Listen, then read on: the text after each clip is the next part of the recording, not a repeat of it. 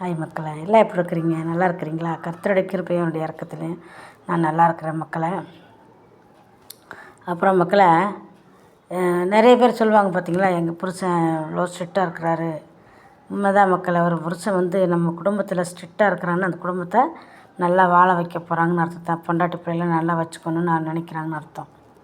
இதே சில வீட்டில் சொல்லுவாங்க, வீட்டில் புருஷன் ரொம்ப அன்பாக இருக்கிற மாதிரி பிள்ளைங்களோட அப்படி விளாண்டுட்டு மனைவி கூட அப்படி இருந்துட்டு வெளியே ஸ்ட்ரிக்டாக இருக்கிற மாதிரி ஒரு தோரணையாக இருப்பாங்க.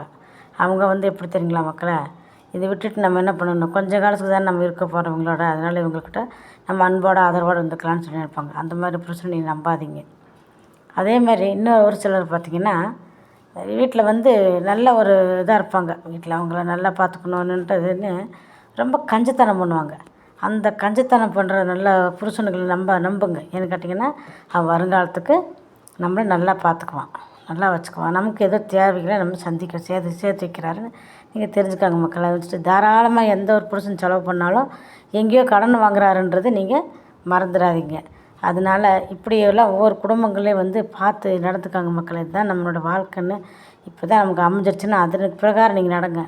இன்னொரு வாழ்க்கையை நீங்கள் தேடி போனாலும் உங்களுக்கு என்ன கிடைக்கிது? அதே இன்னும் துன்பம் தான் மக்களை. எல்லாம் மனுஷருங்க தானே, வேறு எதவங்களும் தெய்வங்களா? ஒன்றும் இல்லை. நமக்குன்னு கடவுள் ஒரு தெய்வம் நமக்குன்னு ஒரு கணவனாக கொடுத்துட்டாங்கன்னா, அந்த கணவனோட அந்த வாழ்க்கையோட கடைசி மட்டும் நம்ம வாழ போகிறோன்னா அதுதான் மக்களை மகிழ்ச்சியான வாழ்க்கை. அதை விட வேறு எந்த ஒரு இதுவும் மகிழ்ச்சி இல்லை. நமக்கு பாதியில் வர்றது தான் ஆடி அழிஞ்சு நிற்கும். அது பாதியிலே போகிறது சரிங்களா.